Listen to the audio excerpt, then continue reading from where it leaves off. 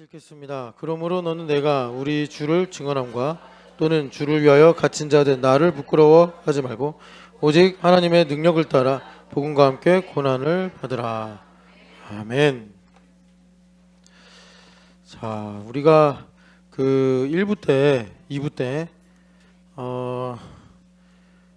그 우연과 섭리의 말씀을 들으면서 뭐 아주 짧은 시간이지만 좀 그 보수신앙이 뭐냐 이제 이런 말씀을 요약해서 말씀을 드렸어요. 뭐 신앙의 보수가 어디 있고 진보가 어디 있겠습니까? 그냥 말씀 듣고 순종하고 사는 건데 그냥 사람이 편의로 이렇게 나누어서 말하는 것이죠. 어쨌든 우리가 그 신앙이란 큰 좌표가 있으면 그 좌표에 좀 이제 X 좌표다. 그럼 우린 좀 보수 쪽으로 있단 말이에요. 그런데 이 보수 신앙의 핵심이다라고 말씀을 드린 세 가지. 그러니까 성경을 하나님의 권위를 갖고 믿고, 그리고 교회의 질서나 권위를 존중하고, 그리고 나 개인의 삶에서 이 말씀을 사실로 믿는 그 신앙, 경건의 능력이라고 말씀을 드렸는데, 그런데 이거는 이제 율법적으로 정한 거고, 그 리얼리티가 뭐냐? 뭐 보수나 진보나 다 내 안에 살아계신 예수님일 텐데, 그래서 이제 영안이 열리는 것부터 해가지고 그러니까 보수 신앙의 내용을 좀 요약을 하면 이렇습니다. 그러니까 하나님께서 만물을 통치하시는 걸 우리가 이제 섭리다, 만물 통치다 이렇게 부르는데 그것이 이제 복음적으로 보면 나의 내면의 변화로부터 나오더라. 그래서 우리가 보통 제자도다 이렇게 말을 하는데 제자도라는 게 뭐냐면 이렇게 된 겁니다. 나의 내면의 변화에 전적으로 헌신하는 겁니다. 그걸 예수님을 따른다 이렇게 말하는 거예요. 예수님을 따른다는 게 사실 뭐 예수님이 어디로 가라 와라 뭐 이런 말씀은 늘상 하진 않잖아요. 일생에 한두 번 정도 주님께서 이렇게 해라 저렇게 해라 말씀하시지, 주님을 따른다라는 말씀의 의미는 예수님 내 안에 계셔서 나를 자기를 닮게 하기를 원하시는데, 그래서 크라이스트 라이크니스라고 말씀드렸는데 자기를 닮게 하기를 원하시는데, 자기 형상으로 빚어가기를 원하시는데 그 주님의 일에 내가 전적으로 헌신하는 겁니다. 주님 나를 주의 뜻대로 빚어주시옵소서. 주님의 뜻을 이루소서. 고요한 중에 기다리니 진흙과 같은 날 빚으사 주님의 형상 만드소서. 이것처럼 내 내면의 변화를 위하여 주님 앞에 전적으로 헌신하는 건데, 거기서부터 나에게 약속을 주시고, 뭐 말하자면 아브라함에게 너의 자손을 별과 같이 많게 해주겠다라든지, 또 이 땅을 너에게 주겠다라고 하든지, 그런 하나님의 언약이 다 각자에게 있단 말이에요. 그런 것들이 내 내면의 변화로부터 나온다. 절대로 나는 하나도 안 변하고 주님께서 나를 좀 바꾸려고 하시면 나에게 이제 너가 J 좀 가져야 돼, 반대로 너는 좀 F 좀 가져야 돼. F인가? J인가? P 좀 가져야 돼. 이럴 때 그냥 막 거부하고 P는 틀렸다 그러고 막 이러면 주님께서는 아무 일도 못 하신다. 나의 내면의 변화를 주님께서 요구하신다. 그래서 여러분 보수신앙을 다른 말로 표현하면 이제 신학적으로 리폼드다 이렇게 말할 수 있어요. 리폼드다. 개혁신앙이라고 하는데, 이 개혁신학이 그러니까 말씀으로 돌아가자 운동인데, 우리가 말씀을 사실로 믿으면 무슨 일이 일어나느냐, 뭐 우리나라를 바꾸시고 내가 좋아하는 환경으로 바꾸시고 내가 다니기 좋은 회사로 날 이끄시는 게 아니라 나를 바꾸셔서 주님께서 나를 보좌 삼으셔서 열방을 통치하신다라는 것입니다. 그래서 우리가 제자도다, 예수님을 따른다라는 건 뭐냐면 주님 나를 주님의 뜻대로 바꿔 주십시오. 변화시켜 주십시오. 나를 변화시키심으로써 하나님께서 나의 시대와 이 우주를 통치하십니다. 그러니까 내가 변하는 게 얼마나 소중하고 내가 얼마나 존귀한 존재가 되는 거겠어요. 그죠? 나의 변화에, 나의 인격의 변화에 따라 우주를 다스리신 하나님의 통치가 나타나니까요. 그래서 우리가 내가 변하는 걸 거부하고 거절하는 건 하나님께 반역하는 문제가 되는 거다. 그래서 보수신앙이다 그러면 뭐 인격을 수양한다 이런 게 아니라 나의 내면의 변화로부터 하나님의 만물 통치가 이루어진다. 이것을 믿는 것이고, 이게 이제 말씀하시고라면, 그러면 이제 성전은 이루시고 말씀하시고 이루신다. 이루시는 건 뭐냐면 내가 예수님과 연합해서 사는 거예요, 실제로. 그래서 예수님께 접붙임 받고 예수님과 연합해서 살 때 연결되고 결합이 되는 일로 영육간에 영으로 유무상통하게 하셔서, 그래서 하나님의 사랑으로 나를 바꾸시는 겁니다. 그래서 예수님과 연합하여 사는 것이 뭐예요? 이제 교회됨입니다. 교회됨. 내가 교회가 되어 산다라는 건 뭐냐면 예수님과 하나가 돼서 어디까지가 예수님이고 어디서부터가 나인가, 이 경계선이 불분명해지는 예수님과 나의 하나됨, 그것을 주님께서 교회로 이루신다라는 거예요. 그래서 여러분, 그래서 적용적 차원에서 말하면 그 주보에 제가 시 하나를, 이문재 시인의 시를 하나 이렇게 옮겨놨는데, 조금만 더, 조금 더해서 조금만 더는 그 어떤 분이 해설하기를 악력이 느껴진다. 시인의 악력이 느껴진다. 가끔 이렇게 장거리 달리기 경주를 보면 온 힘을 다해서 정말 한 걸음 한 걸음 내딛는 그런 러너의 심경이 느껴질 때가 있는데, 그러니까 조금만 더 제자도로, 조금만 더 교회됨으로 사는 것이 우리가 사는 시대의 보수신앙이다 라고 말할 수 있다는 거죠. 그래서 더불어서 시편 38편의 말씀도 한번 제가 같이 읽었고, 그러면서 참 놀라운 일인데, 우리나라가 그렇게 외교를 잘하겠습니까? 지금 뭐 우리나라 그 사강에, 그러니까 우리나라를 둘러싼 4개의 그 강대국들의 대사가 없대요. 그러니까 지금 외교가 어떻게 돌아가는지 짐작이 되잖아요. 예? 미국 대사도, 일본 대사도, 중국 대사도 지금 다 한국으로 돌아오게 하고 공석이래요. 그런데 무슨 외교가 되겠어요? 근데 통상본부장이 가고 기획부 장관이 가고 뭐 이런 사람들이 이제 가가지고 조율을 해서 얻어낸 게 이제 지금 우리가 이제 관세 협상에서 나타난 결과인데, 이런 일들을 보면서 뭐 정부가 잘했다 못했다 이 얘기가 하는 게 아니라 여호와를 자기 하나님으로 선택한 백성과 하나님의 기업으로 택함받은 하나님의 백성이라고 말하는 그 흔들리지 않는 나라를 보자, 이것입니다. 그래서 우리가 이런 상황에서 하나님께서 어떤 일을 하실까, 학개서 2장 7절 8절 말씀을 잘 기억하시면서 하나님께서 나라를 진동시키시고 민족을 진동시키시고 세계를 진동시키시면서 나의 영광의 집을 영화롭게 하리라, 하나님의 뜻을 이루시고 영광을 받으신다는 거죠. 자, 오늘 우리가 제목을 보면 길죠. 제목이 뭐냐면 고난을 싫어하는 지를 좀 살펴보고, 내가 그러면 신앙은 있는데 고난을 싫어하니까 고난을 싫어하는 신앙의 원인이 뭔지 한번 생각해 봅시다 라는 제목인데, 한번 생각해 보자고요. 여러분, 먼저는 성경에서 고난이 많이 나오죠.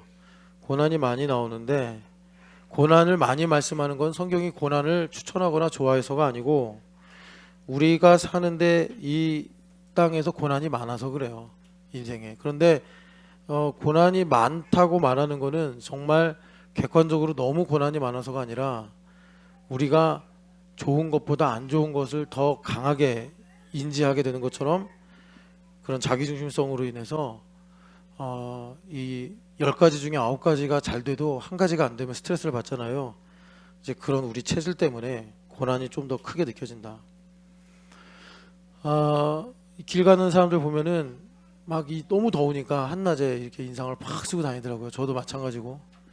그런데 사실은 더운 것 빼고는 웬만큼 잘 사는 거잖아요, 이 더위에 다닐 수 있는 건강함이 있는 거면. 그런데 너무 더우니까 그 한 가지 때문에 인상이 써진다고요. 그래서 일단은 여러분, 여기 바울 사도가 고난을 받으라라고 말씀하신 것을 놓고 성경이 고난을 좋아한다, 고난이 있어야 진짜 신앙이다 라고 생각하신다면 그건 성경의 문제가 아니라 독자의 문제입니다. 여러분들이 뭔가 이 고난이라는 부분에 대해서 이 선입견이 있다. 그래서 고난에 대한 나의 관점과 뭐 감정, 이런 것들이 이렇게 셀로판지 같이 딱 성경 본문에 입혀져 가지고 나에게 고난이라는 말씀 단어가 나오면 벌써부터 이제 뭔가 불길한 기운들이 돌고 뭐 이렇게 말을 하려고 그러면 벌써 마음이 쪼그라드는 이런 상황이 생기는 것이다. 그래서 먼저 이 고난을 성경에서 좋아하지 않는다. 성경에서 고난이 있어야 진짜 신앙이다. 고난이 없으면 가짜 신앙이다. 절대 이렇게 말씀하지 않습니다. 그래서 먼저는 그런 건전한 그 기본에서 우리가 이 고난에 관한 이야기를 시작해야 된다라는 것입니다.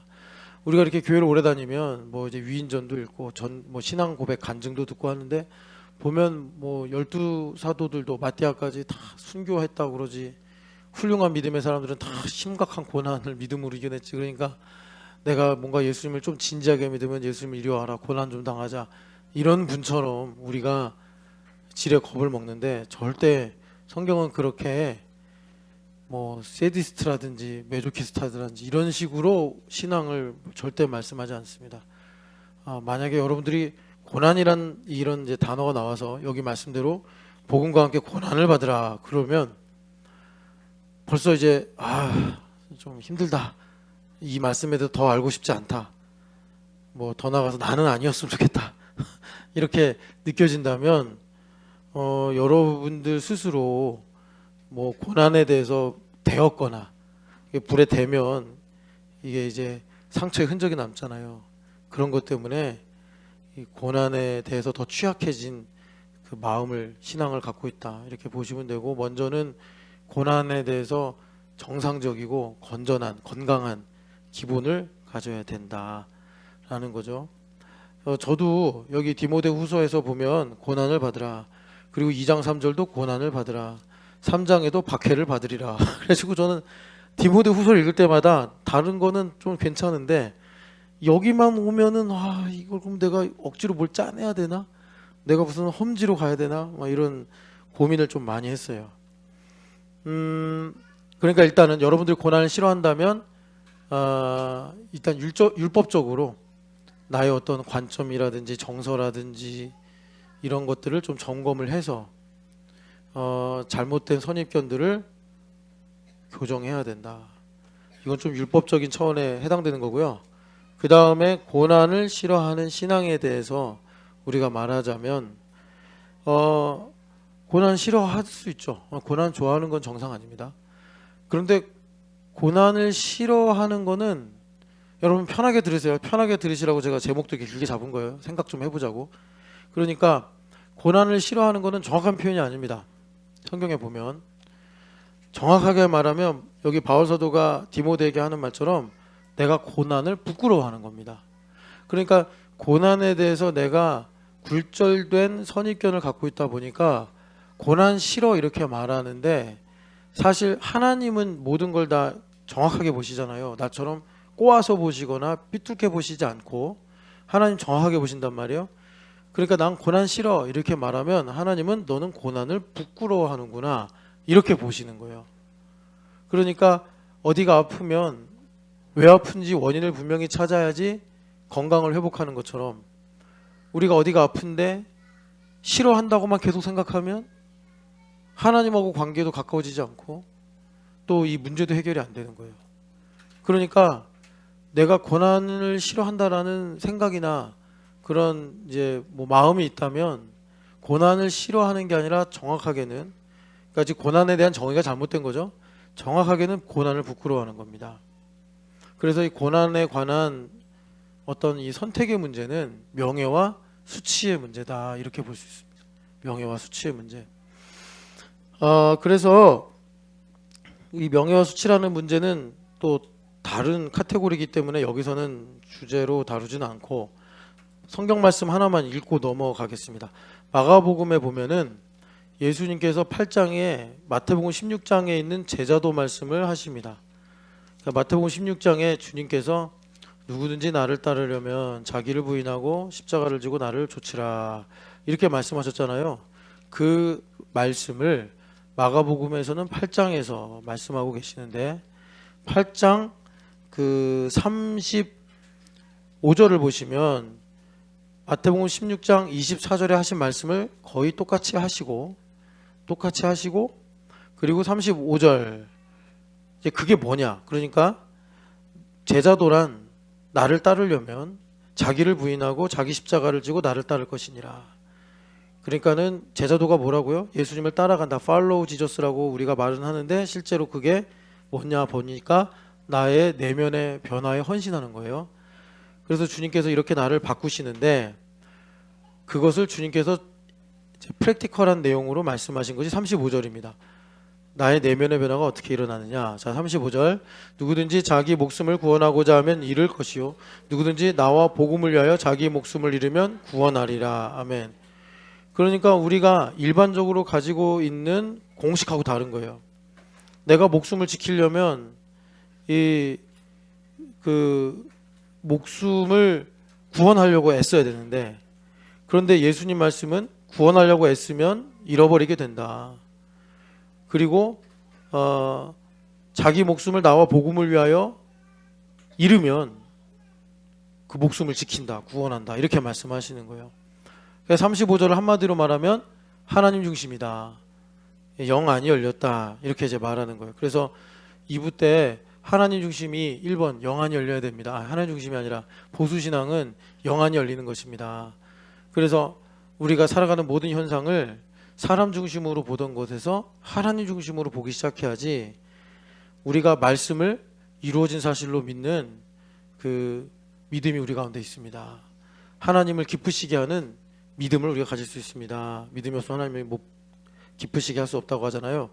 그래서 35절에 제자도로 내가 주님께 나의 내면의 변화에 대해서 헌신하게 될 때 주님께서 그것을 가지고 나에게 뭘 이루시냐 봤더니 하나님 중심을 가르치신다.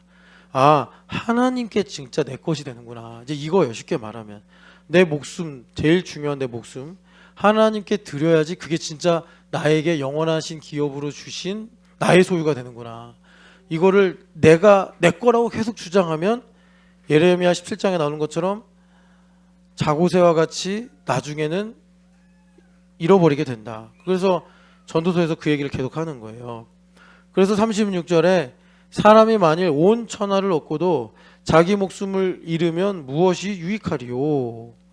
그러시면서 주님께서 35절에 하나님 중심의 내용을 계속 우리에게 말씀하시고 38절 읽어보겠습니다. 누구든지 이 음란하고 죄 많은 세대에서 내와 내 말을 부끄러워하면 인자도 아버지의 영광으로 거룩한 천사들과 함께 올 때에 그 사람을 부끄러워하리라. 아멘.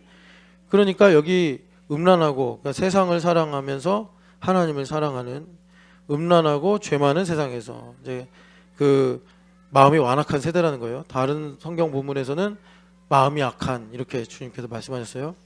그러니까 두 마음을 품고 마음이 하나님의 영광에 조금만 비추면 굳어지는 이런 세대에서 너희가 내 말을 부끄러워하면 나도 영광으로 천사들과 함께 올 때 그 사람을 부끄러워하리라. 그러니까 이제 고난의 문제를 정리하면 우리가 고난을 만날 때 이것 때문에 내가 힘들어하고 원망하고 불평하는 건 뭐냐? 부끄러워한다는 거예요. 부끄러워한다.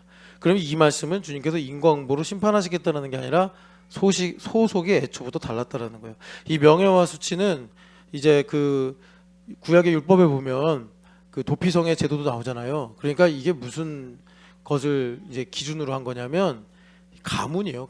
가문의 명예, 가문의 수치. 그래서 내가 하나님께 속했으면 하나님의 명예를 또 하나님의 이 이름을 기준으로 무엇이 수치인가를 분명히 아는데 그래서 내가 하나님께 속해 있으면 고난 가운데서도 오히려 명예롭게 여긴다는 거예요. 명예롭게. 그런데 내가 소속이 세상이면 이것을 부끄러워하게 돼서 원망하고 불평하고 낙심하게 되더라라는 것입니다. 그래서 지금 이제 우리가 고난을 싫어하는 신앙의 원인이 뭐냐 이 문제를 좀 이야기하려고 그러는데 그래서 여러분 요즘에 우리가 그 폴 트립의 고난에 관한 책을 계속 읽자고 이렇게 추천하고 있는데 폴 트립이 고난에 대한 이야기를 시작하면서 뭐라 그러죠? 진짜 문제는 고난이 아니라 고난을 다루는 우리의 방식이 문제였다 이렇게 말을 합니다. 그러니까 여러분 여기서 제가 한 가지 그 잘못된 전제를 우리가 벗어내야 돼요. 뭐냐면 고난이 나를 힘들게 하는 게 아니라 실제로는 고난을 다루는 나의 방식이 문제였다는 거예요. 나의 관점, 나의 습관, 나의 무슨 사고방식 이런 게 문제였다는 겁니다. 아까 전에 찬양할 때 주님께서 부르셔서 바다 위를 걷게 하시는데 믿음으로 가니까 반석 위를 걸었다 이런 가사를 우리가 노래했잖아요.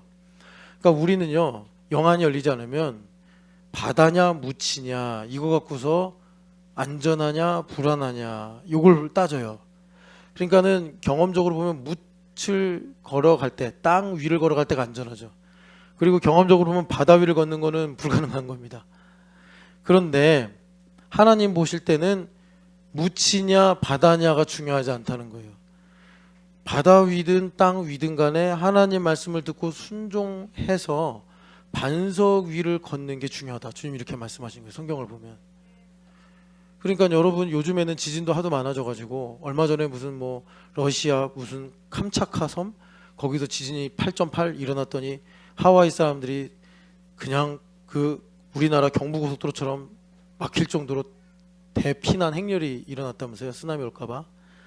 그러니까 묻히라고 안전한 게 아니에요. 이제 우리 시대는. 예. 그러니까 중요한 건 뭐냐면 내가 반석 위에 있느냐 모래 위에 있느냐가 중요하더라는 거예요. 그래서 예수님도 말씀하셨는데 모래 위에 집을 짓고 이러면 탕류가 닥쳤을 때 다 사라지지만 반석 위에 집을 짓는 지혜로운 사람은 탕류가 밀어 닥쳐도 안전하더라. 그래서 고난이 문제가 아니라 고난을 다루는 방식이 진짜 고난이었던 거예요. 여러분 이거 이해가 되시죠? 그러니까 묻 위를 걷느냐 바닷물 위를 걷느냐가 문제가 아니었고 말씀을 믿는 믿음으로 걸을 때 반석 위를 걷는 게 중요했다는 것입니다. 그게 리얼리티라는 거예요. 그래서 이제 고난을 싫어하는 신앙의 원인을 우리가 찾자고 했는데 이런 거죠. 그러니까 고난을 다루는 방식, 고난에 대한 나의 잘못된 선입견, 그리고 그런 것들을 만들어낸 나의 왜곡된 신앙의 전제, 뭐 하나님은 뭐 이러셔 저러셔 이런 것들 있잖아요. 그런 잘못된 개념, 이것이 고난을 싫어하는 신앙을 만들더라라는 겁니다. 고난을 싫어하는 신앙. 그러니까 여러분 고난을 싫어하면 왜 문제가 되냐면 나는 예수님을 믿는데 예수님의 이 인생을 우리에게 복음으로 전해주는 복음서의 3분의 1이 고난이에요. 고난. 그리고 실제로 십자가 고난을 떼어놓고 그러면 3분의 2는 예수님 잘 먹고 잘 사신 것이냐? 아니에요. 그것도 사실 다 고난이에요. 예수님은. 그러니까 우리가 예수님하고 좀처럼 가까워질 수 없는 거예요. 이 고난을 싫어하는 신앙의 문제를 해결하지 않으면. 그래서 다시 한번 말씀드리는데 고난이 있냐 없냐 이게 고난이냐 고난의 반대 행복이냐가 문제가 아니고 리얼리티가 뭐냐가 문제라는 거예요. 리얼리티가 뭐냐. 그래서 우리가 지금 고난 복음과 함께 고난을 받으라는 바울 사도의 이 사랑하는 아들 디모데에게 권하시는 이 편지의 말씀이 어떤 뜻인가를 보기 위해서 고린도 후서를 가서 보세요. 저는 디모데 후서 때와 함께 고린도 후서도 진짜 고민 많이 했어요. 여러분들 고민 안 되세요? 저 성경 읽을 때마다 아니 이걸 어떡하라는 거야? 막 이런 고민 많이 했거든요. 고린도 후서 11장도 보면 그럼 나보고 태장을 10대나 뭐 맞고 태장 그죠? 태장 10대나 맞고 그리고 40의 감화매를 나도 5번 맞아야 되나? 40의 하나 감화매를 아니 뭐 그런 태형이 없었다 그래도 그에 준하는 고난을 당해야 되나? 아니 되게 율법적으로 읽으려니까 힘들더라고요. 자 여기 6장 4절 읽어보겠습니다. 오직 모든 일에 하나님의 일꾼으로 자천하여 많이 견디는 것과 환난과 궁핍과 고난과 이 고민이 되는 거예요. 아니 태장에 나도 10대를 맞아야 되나? 40에 하나 감한매를 나도 그럼 바울처럼 5대를 맞아야 되나? 그러면 정말 이게 이제 마음은 하나님께서 주권적으로 구원하시는 거니까 뭐 하나님을 원망하거나 떠나겠다고는 안 하겠는데 이 혼의 영역에서는 이게 도대체 그럼 어떻게 내가 소화를 해야 되나? 뭐 이런 괴리 이게 일어나듯이 여기 바울 사도도 보면은 하나님의 일꾼으로 자천하여. 한국 교회랑 분위기 되게 다르죠. 한국 교회는 하나님 일꾼을 자천하여 성공도 하고 돈도 잘 벌고 병도 다 치유받고 애들도 잘 커서 좋은 대학 가고 다 그렇게 돼야 되는데 성경 말씀은 반대로 많이 견디는 것과 환난과 궁핍과 고난과 매맞음과 갇힘과 난동과 수고로움과 자지 못한 것 먹지 못한 것 가운데서도 이러니까 이야 이걸 그러면 내가 화이트로 지워야 되나 수정을 해야 되나 뭐 우리가 이제 이런 고민에 빠진단 말이에요. 여러분 만약에 이 말씀을 율법적인 것으로 이해한다면 우리는 바울 사도를 되게 이상한 사람, 좀 무섭고 뭐라 그럴까 말도 안 통하고 외골수에 고집불통해 막 이제 우리가 이렇게 교회 오면 너 일로 와! 너 왜 기도 안 했어! 막 이렇게 소리 지르고 이런 정말 좀 무서운 그런 사람으로 느낄 거예요 아마. 말은 그렇게 안 해도 뭐 바울 사도를 존경합니다. 낮엔 달처럼 밤엔 해처럼 바울처럼 뭐 이렇게 우리가 사수노스가 찬양하지만 실제로 바울 사도가 이 말씀을 우리가 제대로 이해를 못하면 바울 사도는 우리가 교회 딱 들어오면 땡! 이러면서 뭐라 그럴까 바울 사도가 하여튼 그런 사람으로 느낀단 말이에요. 뭐 하여튼 신집사님처럼 그런 사람으로 느낄 수도 있단 말이에요. 신집사님 그러잖아요. 김찬양 땡! 이러면서 요즘에 안 보여 이랬는. 근데 바울사도 그런 분 아니에요. 사랑의 사도요. 사랑의 사도. 사랑의 사도. 사도는 우리를 보시면 존귀하신 하나님의 아들이 오셨군요. 존귀하신 하나님의 따님이 오셨군요. 참 당신 아름답습니다. 이러면서 환영하고 축복하잖아요. 바울사도가 오죽 그랬으면 너희들은 내가 너희들을 떠나 있을 때는 담대하나 같이 대면하면 온순하다고 그러면서 나를 무시하는데 내가 너희들에게 말이야 매를 가져갈지 사랑을 가져갈지 니들이 결정해라 막 이러시잖아요. 그러니까 여기 보면은 고린도후서 6장 4절에 하나님의 일꾼으로 자천했다. 그런데 많이 견디는 것과 환난과 궁핍 고난과 그럼 이 말씀을 우리가 어떻게 이해해야 되는가? 여러분 다시 한번 말씀드리지만 이 말씀이 나에게 위협적으로 그래서 이 말씀에 대해서 혹시 내가 조금이라도 동의했다가 하나님께서 나를 많이 여기 견디고 환난을 당하게 하시고 궁핍하게 하시고 고난을 당하게 하시면 어떡하지? 하면서 이 말씀을 좀 이렇게 골라내야 되는 심정이 온다면 여러분 주님께서 우리에게 여생을 주셨을 때 세월을 아끼라 때가 악하니라 너희가 어리석게 이렇게 지내지 말고 주의 뜻이 무엇인지 이해해라 하신 것처럼 빨리 그걸 고치면 돼요. 그거 고치지 않으면 내면의 변화가 일어나야 만물을 통치하시는데 나를 아들을 주시기까지 사랑하신 하나님께서 우리한테 엄한 눈으로 보시면서 너 많이 견디는 것에 자천 안 해? 너 환난과 궁핍에 자천 안 해? 이러신 분이 아니란 말이에요. 우리 하나님은 오해하면 안 된다고요. 그거 우리가 변화되고 고침받아야 되는 거예요. 우리 주님께서 우리를 그렇게 고통과 아픔으로 밀어 넣으시는 분이냐? 여러분 성경에 보면은 바울 사도가 이런 말씀을 수시로 하십니다. 그럴 수 없느니라. 그럴 수 없느니라. 그 영어 성경 보면 never, never 이렇게 하시는데 그럴 수 없습니다. 우리 주님은 절대로 우리를 그렇게 고통에 밀어 넣으시고 그걸 기뻐하시고 나를 위해 고난받는구나 이러면서 희열을 느끼시는 그런 이상한 인격의 하나님이 절대 아니시다. 그러면 이 말씀을 어떻게 소화를 해야 되느냐? 위에 1절 같이 읽어보겠습니다. 우리가 하나님과 함께 일하는 자로서 너희를 권하노니 하나님의 은혜를 헛되이 받지 말라. 아멘.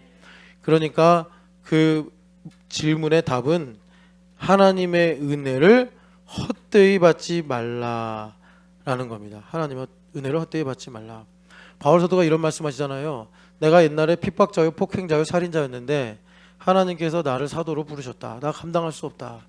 그러면서 나의 나 된 것은 하나님의 은혜다라고 뭐라고 하죠? 은혜이기 때문에 모든 사도들보다 더 수고했고 그것 또한 은혜다라고 말씀을 하고 계세요. 그게 은혜를 헛되이 안 받는 거예요. 그죠? 헛되이 안 받는 거예요. 그러니까 여기 은혜를 헛되이 받지 말라라는 말은 이제 이 6장의 맥락에서 찾으면 은혜를 헛되이 안 받으면 어떻게 되느냐? 여러분 지금 한글 성경에는 마침표도 없어요. 쉼표도 없어요. 문장부로 다 생략을 해봤어요. 한글 성경에는. 그런데 영어 성경은 잘 모르겠고 영어 성경에도 거의 문장부가 없죠. 그런데 그 헬라어 성경에는 문장부가 다 살아 있어요.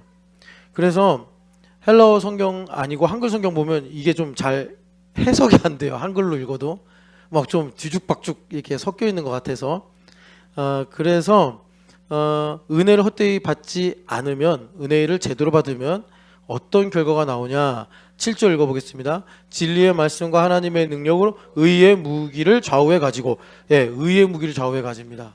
우리가 은혜를 헛되이 받지 않으면 의의 무기를 좌우에 갖습니다. 그런데 여기서 무기다라고 하잖아요. 이 무기라는 말이 이 맥락 때문에 무기라고 그랬지, 에베소서 6장에서는 전신갑주로 번역이 된 단어예요. 그러니까 우리가 영으로 이제 무장을 하는데 그것을 바울 사도가 지금 좌우에 가지고 이렇게 말해요. 그러니까 우리가 이 말씀을 잘 모르면 뭐 쌍칼을 가지고 뭐 이런 느낌으로 이렇게 이해를 하게 되겠는데, 뭐 오타인처럼 이도류를 가지고 뭐 이런 식으로 이해할지 모르겠는데, 그런 좌우가 아니라 전신갑주를 입는데 이 전신갑주를 입어서 좌우에 다 뭐라 그럴까 사용한다라는 겁니다.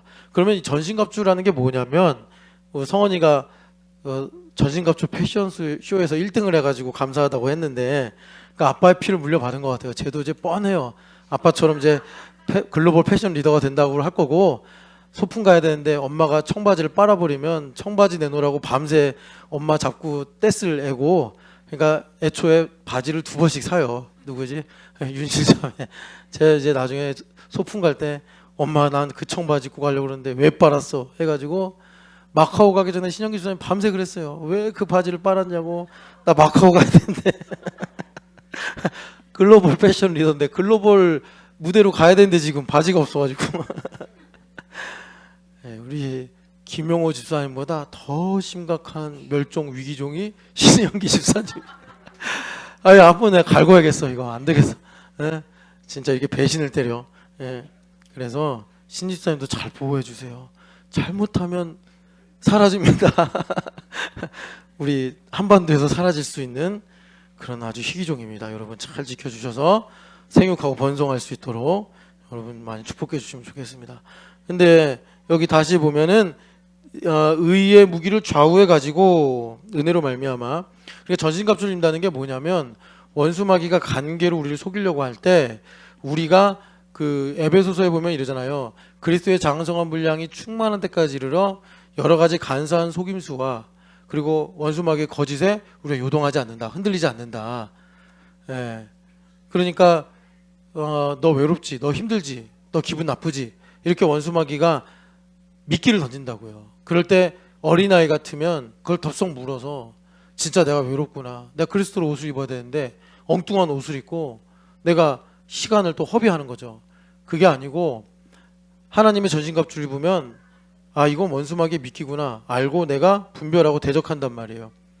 에베소서 6장 11절 한번 읽고 봅시다. 에베소서 6장 11절을 보면은, 여러분 이거 빨리라고 한다고 빨리 되는 것도 아니지만 잘 하셔서 정말 주님, 여기 하나님의, 여기 아까 고린도후서 6장 1절에 하나님과 함께 일하는 자로서 이러잖아요.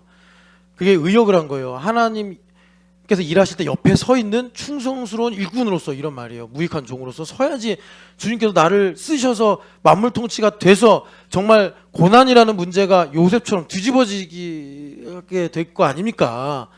예. 그러니까 우리가 서야 되는데, 서야 되는데, 그래서 11절 같이 읽어보겠습니다. 마귀의 관계를 능히 대적하기 위하여 하나님의 전신갑주를 입으라. 그러니까 전신갑주를 입는다는 것은 성령 하나님으로 충만하고 또 그리스도의 장성한 분량 이런 데까지 성장해서 마귀가 꼭 와가지고 하나님이 정말 너보고 저 열매를 먹지 말라고 하더냐? 이런 식으로 우리의 마음을 꿰뚫어 보고 유혹을 할 때, 너 외롭고 힘들고 슬프지? 너 속을 아무도 못 알아주지?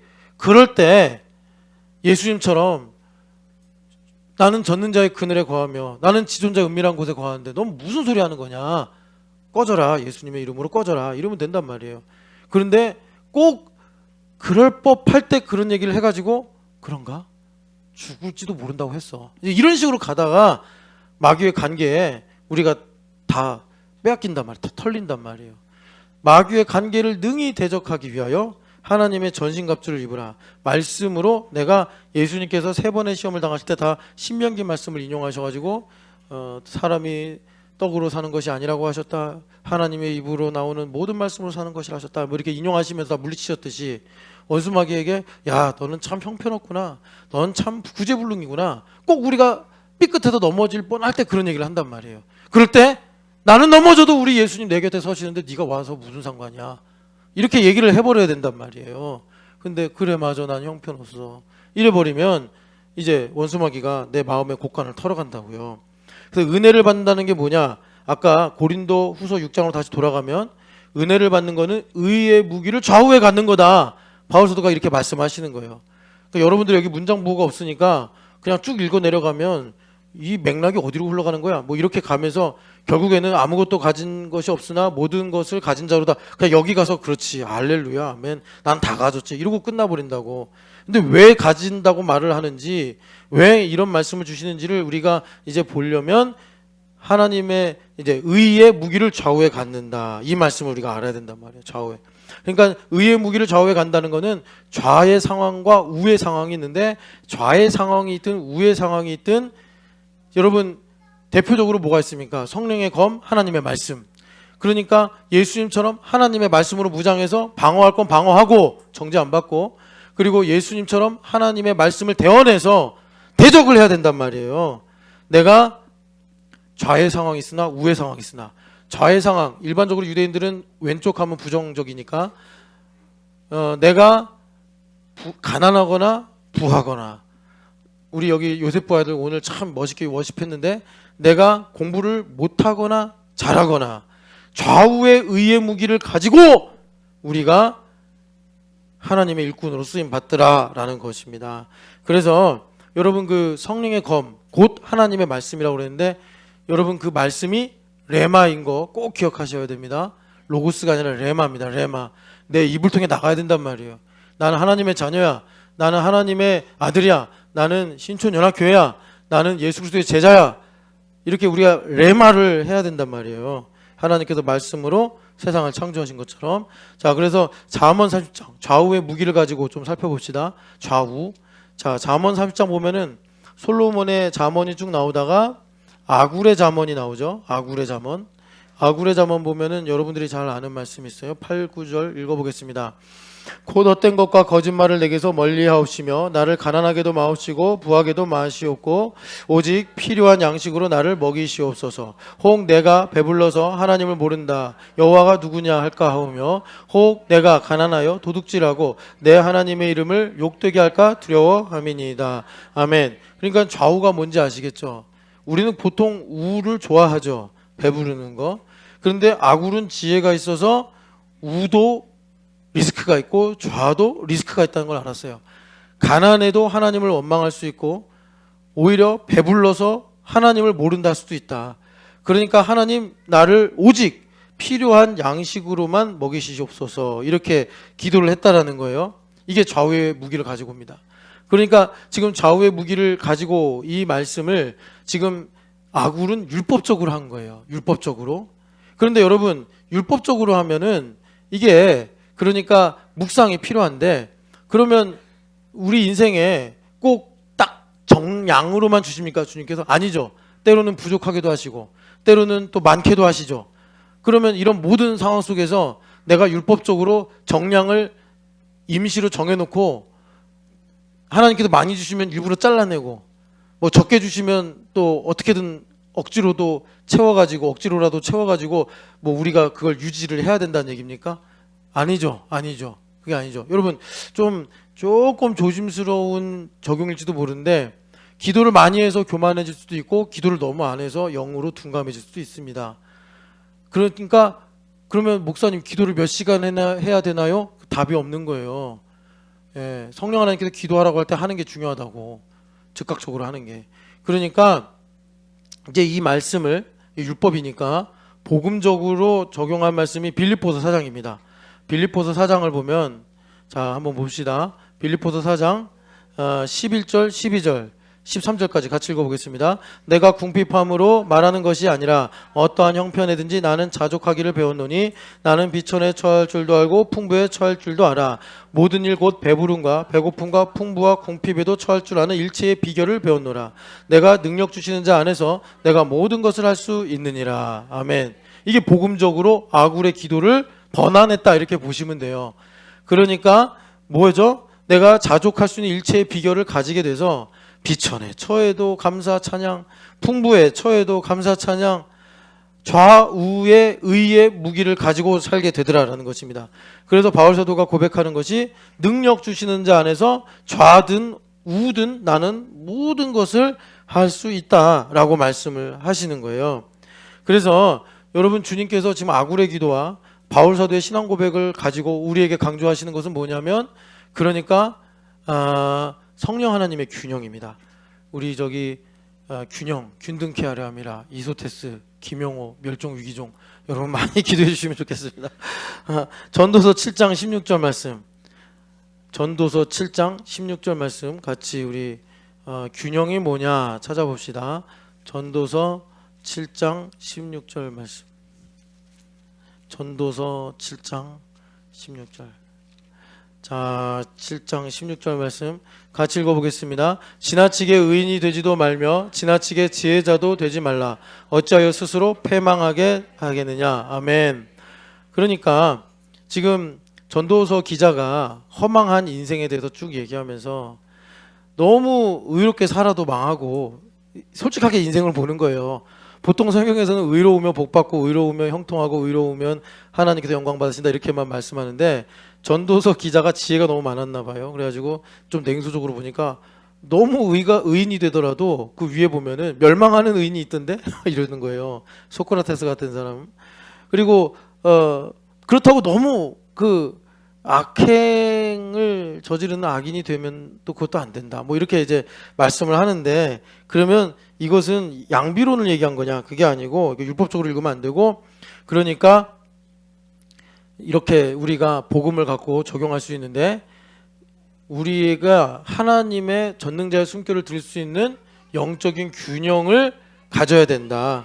그래서 그것을 위한 예수님처럼 온유와 겸손이라는 마음의 균형을 가져서 기회주의자가 돼야 된다는 것이 아니고 우리가 성령 하나님의 음성을 따라 살아가야 한다 이겁니다. 자, 그래서 그래야지 생존할 수 있다 이게 아닙니다. 절대로 그렇게 가시면 안 되고 그래야지 하나님의 섭리를 발견할 수 있다. 그래야지 우리가 좌에 가든 우에 가든 가난하든 우리가 부자이든 우리가 궁핍함에 처하든 풍부함에 처하든 그 모든 상황을 통해서 선하시게 일하신 하나님의 섭리를 발견할 수 있다라는 것을 전하려고 수사적으로 16절에 지나치게 의인도 되지 말고 지나치게 지혜 있는 사람도 되지 말아라 이렇게 지금 전도서 기자가 말씀을 하고 있는 거예요. 그래서 그 밑에 보면은 23절부터 25절 같이 읽어보겠습니다. 내가 이 모든 것을 지혜로 시험하여 스스로 이르기를 내가 지혜자가 되리라 하였으나 지혜가 나를 멀리 하였도다. 이미 있는 것은 멀고 또 깊고 깊도다. 누가 능히 통달하랴. 내가 돌이켜 전심으로 지혜와 명철을 살피고 연구하여 악한 것이 얼마나 어리석은 것이요 어리석은 것이 얼마나 미친 것인 줄을 알고자 하였더니 쭉 가면서 이제 여러 모양으로 자기의 마음을 고백하는데 그러니까 무슨 말이냐면 내가 지혜를 찾으려고 했는데 찾으면 찾을수록 지혜가 나를 멀리 하더라 이 말씀하잖아요. 그러니까 바울 사도가 내가 그렇게 의로워지려고 하면 할수록 하나님 앞에 반역자가 되더라 이런 말씀과 똑같아요. 그래서 결국은 뭐예요? 내가 죄인입니다라는 걸 인정하는 것이 의인이 되는 길이었구나. 예수 그리스도를 통해서. 마찬가지로 내가 아는 것이 아무것도 없습니다 라고 말하는 것이 진정으로 깊고 깊은 하나님의 영 외에는 하나님의 깊은 것을 누가 통달하리요 한 이 말씀이 우리에게 응하여져서 제대로 하나님의 섭리를 발견하게 된다. 이 말씀을 하는 거예요. 그러니까 의의 무기를 좌우에 가진다는 건 뭐냐면 은혜로 말미암아 내가 좌의 상황이든 우의 상황이든 하나님의 섭리를 발견할 수 있는 마음의 균형, 그러니까 온유하고 겸손한 마음을 가지게 되는 것이다. 은혜를 받아서 그렇게 된다는 거예요. 그러니까 바울 사도가 개인적으로 하나님의 은혜를 깨닫고, 하나님의 은혜를 깨달은 게 뭐냐? 갈라디아서에 보니까 어머니 뱃속에서부터 나를 이방인의 사도로 쓰시려고 택하신 하나님의 섭리를 발견하시고, 그리고 자천을 했다라는 것입니다. 자천을 했다. 자, 다시 우리가 고린도 후서로 돌아갑시다. 이제 여기서부터 우리에게 위로가 되는 말씀이 펼쳐지는데, 그러니까 좌우로 가지고는 더 여러분들에게 설명 안 드려도 되죠. 전도서 3장에 보면은 천하 만사의 기한이 있고 뜻이 있다 이러시면서 뭐라 그러죠? 무슨 때가 있고 무슨 때가 있고 무슨 때가 있고 다 그러잖아요. 근데 그 때들을 다 보면 좌우 왔다 갔다 합니다. 죽을 때가 있고 태어날 때가 있고 버릴 때가 있고 가질 때가 있고 멀리할 때가 있고 안을 때가 있고 뭐 그러잖아요. 싸울 때가 있고 평화로울 때가 있고 좌우 다 말씀하면서 좌는 다 틀린 거고 우는 다 옳은 거야 이렇게 한 것이 아니라 하나님께서 모든 시와 종을 알게 하실 수 없게 하심으로 하나님께서 영원한 뜻을 그 모든 때에 관통하게 하셔서 아름답게 하셨다. 이게 이제 전도서의 말씀이에요. 그 아름다움이 뭐냐면 바로 하나님의 섭리라는 거예요.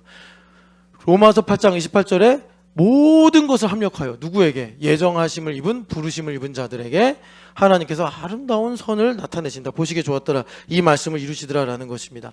그래서 다시 고린도 후서로 가서 이제 가면 이제 고린도 후서가 편해져요. 제가 여러분들 이거 편하게 해드리려고 편한다? 하여튼 간에 여러분들 그 두려움으로 고린도 후서 6장을 안 읽게 해드리려고 지금 이렇게 이제 설명하는 거예요. 그러니까 이럴 때 이제 적극적으로 아멘 하시고 하나님의 영광을 구하시기를 축복합니다. 여러분 그래서 먼저는 아까 전에 고난을 싫어한다라는 이 문제가 폴 트립의 말을 보니까 고난 자체가 문제가 아니었고 고난을 다루는 내 방식이 문제였더라. 이렇게 이제 여기서 진술하고 있는데 이 문제를 좀 더 제가 다른 분의 이야기를 인용해서 말씀을 드릴게요. 아까 2부 때 몬테소리 잠깐 얘기했잖아요. 몬테소리가 근데 여성입니까? 저 무식해가지고 잘 몰라요. 그래서는 보는데 실제로 뭐 내가 교육학을 전공한 것도 아니고. 근데 이 몬테소리 선생님이겠죠? 이 몬테소리 선생님이죠? 다 몰라요? 네, 알겠습니다. 자, 근데 이분이 이런 말을 했대요. 아이는 반복을 통해서 내면을 구성한다. 이게 그 몬테소리 이분의 교육 철학이래요. 아이는 반복을 통해서 내면을 구성한다. 그러니까 지금 우리 하늘이 막 울면서 나가고 저기 유담이 저렇게 아빠 품에 안겨 있는데 저 아이들이 반복을 하면서 뇌의 시냅스 연결이 강화된대요. 그러면서 어떤 일이 생기느냐? 전전두엽이 발달한대요. 이건 뇌과학자가 한 말이에요. 그래서 전전두엽이 발달하면 어떻게 되느냐? 우리가 인생을 만날 때 문제를 해결하는 능력이 강화되는 거예요. 전전두엽이 발달하면. 이 전전두엽이 보통 뭘 하냐면 도파민 조절을 한대요. 전전두엽이. 전전두엽. 그래서 우리가 보통 이제 고통을 느끼거나 두려움, 불안 이런 걸 느낄 때 그걸 다루는 기관이 전전두엽이래요. 여러분 그 전전두엽이 참 그 약간 좀 뭐라 그럴까 얄미운 부분이 뭐냐면 고통을 다루는 거잖아요. 전전두엽을 마비시키면 고통을 안 느껴요 사람이. 그거 좋을 것 같죠. 1차 세계대전 2차 세계대전 끝난 다음에 PSTD 그 외상후 장애라고 하나요? 그것 때문에 수많은 사람들이 미국에서 고통을 당했대요. 그때 한 뇌의사라고 해야 되나? 하여튼 그 의사가 어떤 시술을 발견했냐면 제가 실제로 봤어요. 큰 꼬챙이를 코로 넣는데요. 그러면 여기 전전두엽에 닿으나 봐요. 그래도 돌린대요 이렇게. 커피 머신처럼 돌린대요. 그러면 전두엽이 막 이렇게 흐물흐물해지나 봐요. 여기 신경 쪽이. 그래서 그 외상후 장애를 가지고 있는 사람들 수술 이전 이후 그 사진을 보면 수술 이전은 이제 막 극심한 스트레스와 두려움 때문에 막 인상을 이렇게 쓰고 있어요. 막 화가 나고 막 이러고 있어요. 근데 이 코로 들어가서 이거 이렇게 이제 헤집은 사람은 이러고 있어요. 그러니까 사람들이 보면 우리 아들이 착해졌네. 뭐 우리 아버지가 평안해지셨네. 그러는데 실제로는 인간성을 상실한 거예요. 그래서 1년인가 2년 뒤에 그 수술을 금지했다 제가 그렇게 알고 있는데 그러니까 이 전두엽을 없애면 고통을 못 느껴요 사람이. 그렇다고 해서 없애는 게 답인가요? 마비시키는 게 답이에요? 막 도파민 막 투입해가지고 여러분 사실 우리가 뭐 거기까지 그러니까 수술하고 막 이런 것까지는 안 가지만 뭐 자극적인 영화 이런 거 있잖아요. 막 뭐 폭력적이고 막 기괴스러운 영화들 그거 뇌를 엄청 자극해서 도파민이 막 나오는 거예요. 그게 그러면 이렇게 편안해지는 거예요. 그러면 안 된다는 거예요. 그래서 우리 아이들 여기 하랑이가 있는 하늘이가 있는데 우리 하늘이가 반복을 계속 하는 거예요. 아빠, 엄마, 아빠, 엄마, 아빠, 엄마 반복을 계속하면서 뇌의 시내스가 강화돼 가지고 어떻게 되느냐? 반복을 하면서 얘네들이 어떤 천부적인 능력을 갖게 되냐면 반복되는 똑같은 것 사이에 작은 차이를 구별하고 찾는 것에 상당히 강화된대요. 그 힘이 두려움을 조절하고 어떤 상황에서 예측하는 힘을 강화시키고 상황이 좀 어려워도 내가 안정감을 지킬 수 있는 힘을 길러주고 문제가 오면은 그 문제를 해결하기 위한 전략을 수립할 수 있는 능력을 강화시키고 그리고 나와 다른 이 세상에 대한 폭넓은 이해를 가져다주고 그러면서 인생을 살아가게 되더라. 그래서 몬테소리가 반복을 통해서 내면을 구성한다라는 말을 했다라는 것입니다. 여러분, 그래서 우리 아이들이 가져야 될 능력이 뭐냐면 불행을 만나잖아요. 전전두엽이 발달됐어요. 예, 그런 사람들은 어떻게 되느냐면 불행을 다행이라고 부른대요. 저도 이 말을 읽고서 한참 생각했어요. 이게 뭔 말이야? 불행을 다행이라고 부른다고? 한참 30분 생각했어요. 저도 전전두엽이 많이 마비가 됐나 봐요. 한참 생각해서 마치 에르케 메디우스인가요? 그 사람처럼 유레카. 아, 그거구나. 불행이 다행이구나. 이걸 넘어가더라고요. 우리 아이들이 그런 능력을 갖게 된다라는 것입니다. 그래 이거예요. 결국 여기서 성령 하나님께서 터치하시면 묻히냐 바다냐 바다의 파도냐 바람이냐 계속 이거 갖고 씨름하는데 알고 보니까 반석 위를 걸어가면 되는 거네. 이렇게 불행 가운데 불행을 다행이라고 부르는 능력이 생기게 되더라라는 것입니다.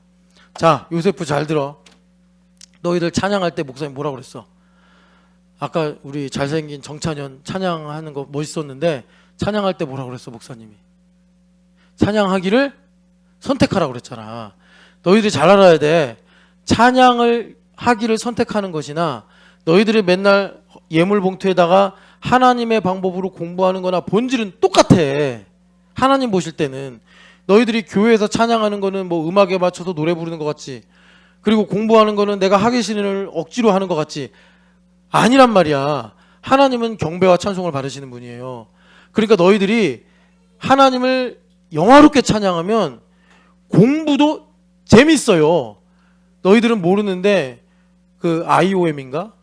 수학 올림피아드 대회가 있어요. 전 세계에서 20세 이하 수학 잘하는 애들 다 모아놓고 거기서 금메달, 은메달 주는 거야. 근데 우리나라 최초로 보통은 과학고 다니는 오빠들, 형제들이 거기서 금메달을 따는데 최초인가? 여자아이가 받았는데 그 여자가 14살이야. 14살이란 말은 무슨 말이야? 중학생이 받았어, 중학생이. 우리나라 최초래.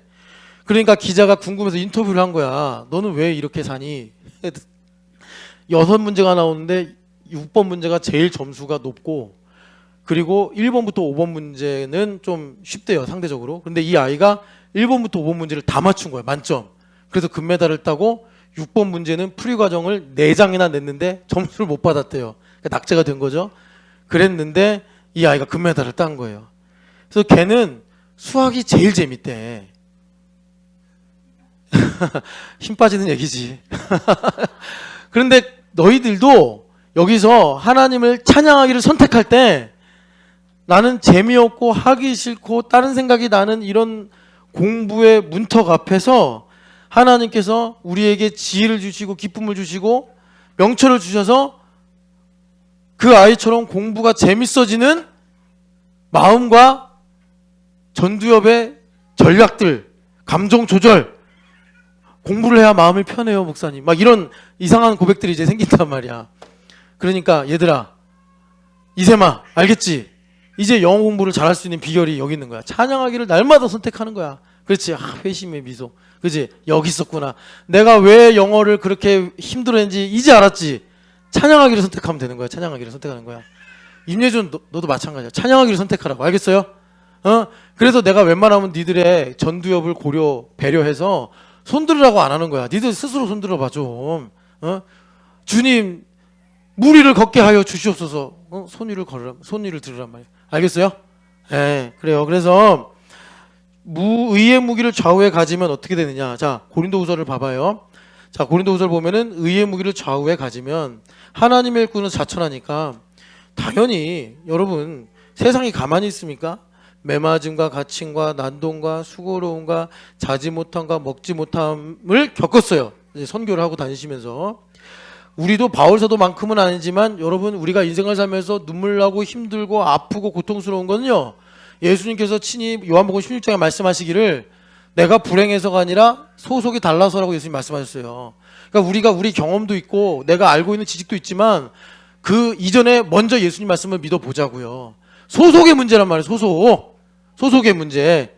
그래서 그런 가운데서도 자 주님께서 내가 일꾼으로 자천하니까 어떤 일을 하셨느냐? 깨끗함과 지식과 오래 참음과 자비함과 성령의 감화와 거짓이 없는 사랑과 진리의 말씀과 하나님의 능력을 주셔서 자 능력을 주셔서 그러니까 여기까지는 내가 지금 고난 가운데 나를 힘들게 하는 게 그 고난 자체냐 아니면 고난을 다루는 나의 방식이냐 이제 이 문제를 주님께서 가름하시는 것입니다. 그래서 이런 것으로 내가 이제 의의 무기를 좌우에 가지고 영광과 욕됨으로 악한 이름과 아름다운 이름으로 그러했느니라. 그리고 이 다음에 세미콜론이 찍힙니다. 그러니까 좌우에 의의 무기를 가지니까 내가 명예로운 순간이든지 수치스러운 순간이든지 내가 오명을 쓰는 순간이든지 아름다운 순간이든지 간에 주님께서 나의 삶에 밤과 낮을 가리지 않으시고 복음의 능력으로 나에게 생명을 주시고 하나님의 말씀의 능력을 맛보게 하신다는 거예요. 이게 필요한 거예요. 우리가 영광스러운 것만 좋아하고 아름다운 이름만 골라내면 우리 인생의 절반을 버리고 가는 거예요. 이게 원수마귀가 원하는 전략이에요. 근데 의의 무기를 좌우에 가지게 되면 영광과 욕됨, 우리 인생의 슬픔과 기쁨, 불행과 행복, 우리 인생의 가난과 부유함 다 하나님께서 합력하실 수 있는 이런 이제 이 뭐라 그럴까요? 그런 여지가 이제 열리게 되는 것입니다. 악한 이름과 아름다움 이름으로도 주님께서 역사하시는 거예요. 그렇게 돼서 어떻게 되느냐? 자, 이거 순서가 중요해요. 자, 의의 무기를 좌우에 가지게 되니까 자, 영광과 욕됨으로 그러했고 악한 이름과 아름다움 이름으로 그러했는데 이 두 가지를 가지고 전체를 다 바울사도가 포괄하시면서 구체적으로 보니까 속이는 자 같으나 참되고 무명한 자 같으나 유명한 자요. 야 요세프 잘 읽어봐라. 목사님 질문할 거다. 니네 중에 한 명 찍어서. 죽은 자 같으나 살아있고 징계를 받는 자 같으나 죽임을 당하지 않고 근심하는 자 같으나 항상 기뻐하고 가난한 자 같으나 많은 사람을 부유하게 하고 아무것도 없는 자 같으나 모든 것을 가진 자로다. 자 요세프 한번 발견해봐. 지금 말해봐. 이 여러 문장 중에 공통점이 있어. 뭐가 공통점이지? 뭐가 공통점이야? 잘 읽어봤어? 뭐가 공통점이야? 잘 봐봐. 모르겠어?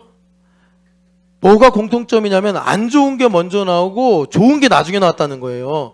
무명한 자 같으나 유명한 자요. 죽은 자 같으나 우리가 살아있고 징계를 받는 자 같으나 죽임을 당하지 않고 근심하는 것 같은데 항상 기뻐하고 가난한 것 같은데 부유하게 하고 아무것도 없는 자 같으나 모든 것을 가진 자로다. 이렇게 말씀하시는 거예요. 뭐예요? 복음이 가지고 있는 역설의 능력이 뒤집어 버리시는 거예요. 주님께서. 이것이 부활신앙이에요. 여러분 우리 인생에 뭐 앞으로도 뭐 우리가 흑암에 사니까 그렇겠지만 지나온 삶을 보면은 무명한 자 같은 시절이 있었고 또 죽은 자 같은 시절이 있었고 징계를 받는 것과 같은 상황이 있었고 근심이 넘치던 순간도 있었고 가난한 상황도 있었고 내가 아무것도 가진 것이 없는 상황이 있었으나 의의 무기를 좌우에 가지고 가니까 복음의 능력이 역사해서 이걸 다 뒤집어 버리시더라는 거예요. 주님께서. 버림 땅인 것 같았는데 그 안에 보화가 감춰 있다고 말씀하신 것처럼 나의 삶에 그것을 자원 삼으셔서 잠재력으로 가능성으로 활용하셔가지고 하나님께서 우리로 하나님의 일꾼이 되게 하시더라라는 것입니다.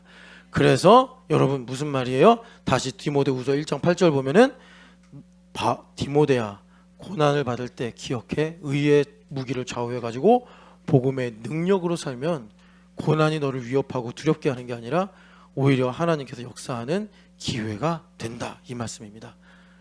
그래서 고난을 스스로 막 자초하라 이런 말이 아니라 복음과 함께 고난 가운데 승리해라. 너는 두려워하는 영을 가진 사람이 아니요 성령 하나님으로 말미암아 능력과 사랑과 절제하는 마음을 가진 자로서 고난이 오더라도 내 삶에 역사하신 것처럼 하나님께서 너를 반드시 거룩한 하나님 일꾼으로 사용하신다. 두려워하지 말라 말씀입니다. 여러분 이렇게 의의 무기를 좌우해 가지고 승리하시기를 축복합니다. 우리 자리에서 일어나서 찬양하겠습니다.